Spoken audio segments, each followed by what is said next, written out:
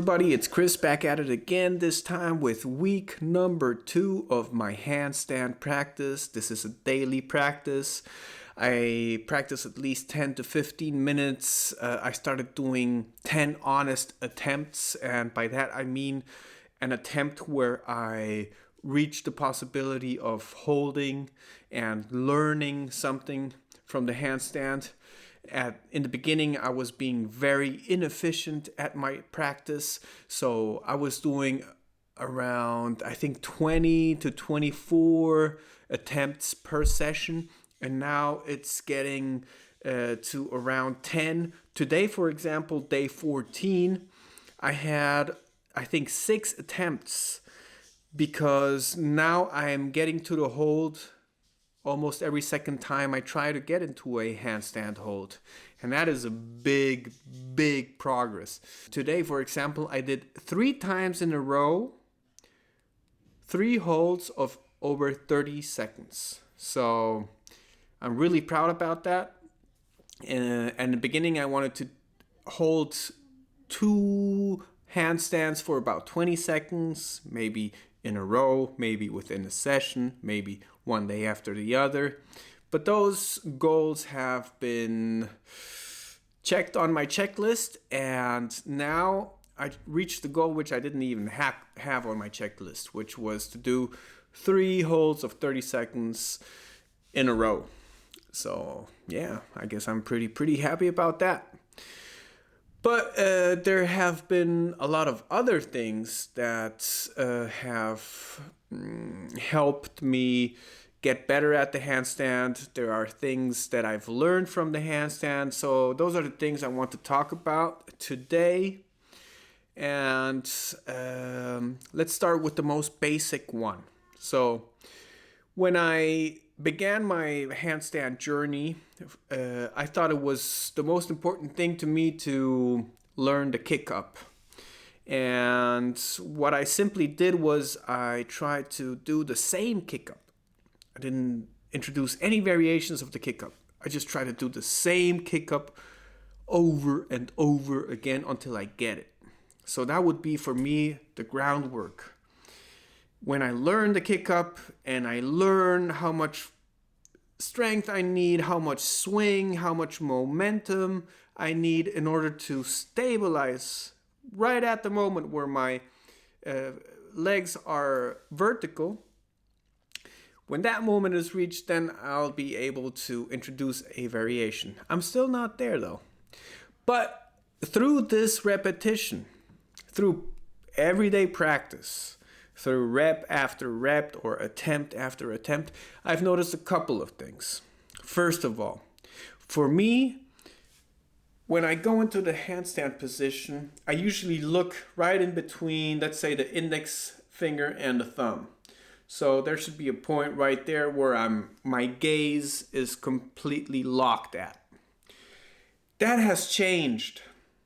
I noticed that for the kick up, if I look a little bit lower, let's say about 10 centimeters below my thumbs, but only during the kick up.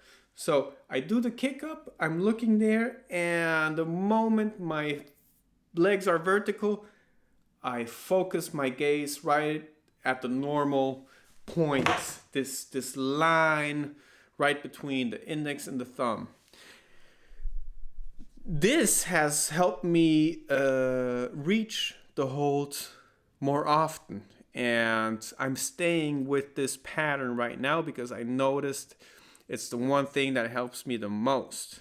Another thing is, right before the kick up, I take a deep breath and I kick up and I breathe out, I exhale, but not completely, because I've noticed that every time I exhale completely, I lose tension in the abs, and that will most likely lead to me losing balance. So right now, my focus is to exhale ever so slightly and maintain a shallow breath throughout the hold. It's a strategy that's working right now. So like with the kick up, I'm going to stay with this strategy. Don't change a working system, they say. So right now the system is working for me. So another thing is that whenever I'm going into the handstand and I do the kick up, if my arms are completely locked, I have a harder time reaching the point of balance. Or if I reach it, it's harder for me to maintain it. So I'm flexing my arms a little bit. And this right now is the one thing that's occupying my mind the most, because for me it should be in a lockout position, not with the flexed arms.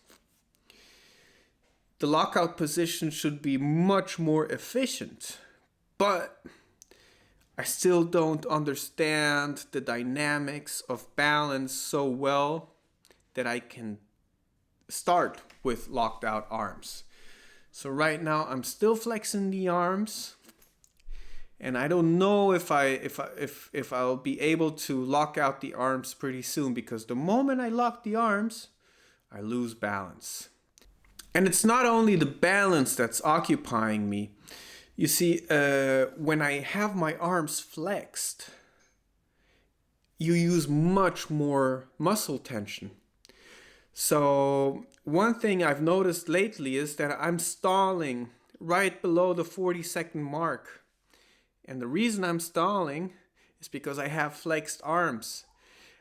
I've noticed that I should be able to keep balance, but the one thing that's limiting my holds is the strength in my arms.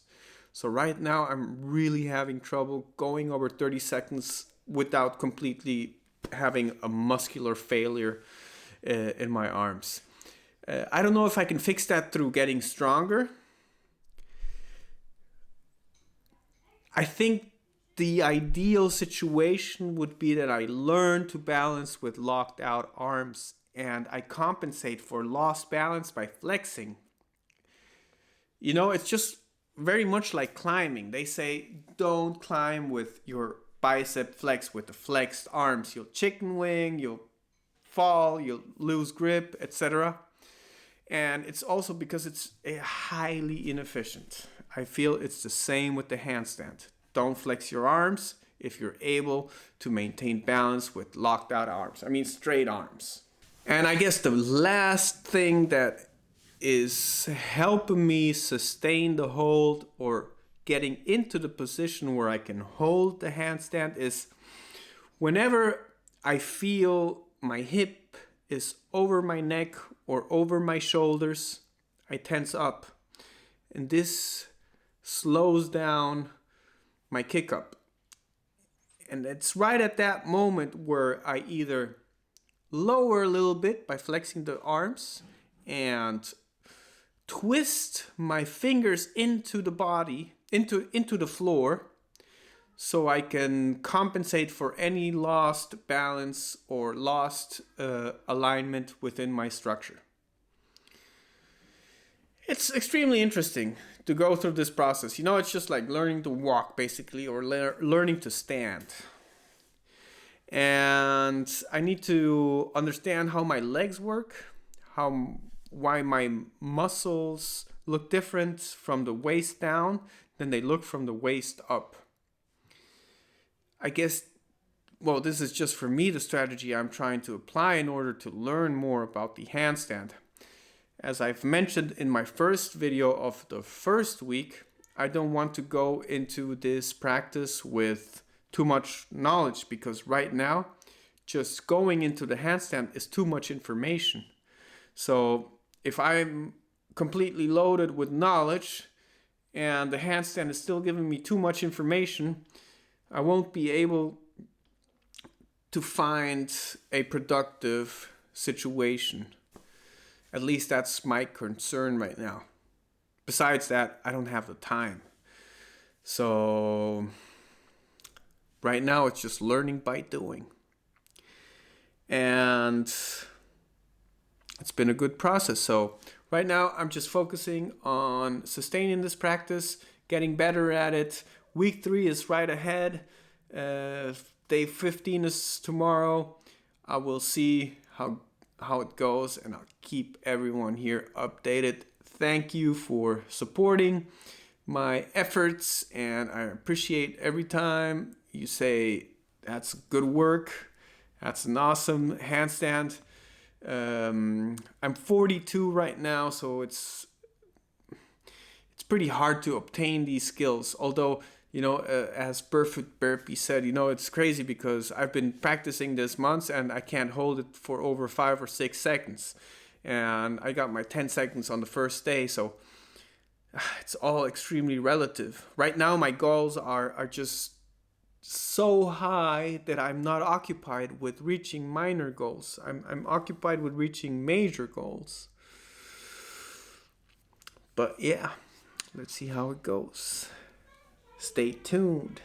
Hit the like button, subscribe, turn on the notification bell, and never miss an action-packed handstand with Chris Shawarma. I bring the heat, I bring the pain, and I bring the joy. So until next time, keep repping, keep grinding, and peace out.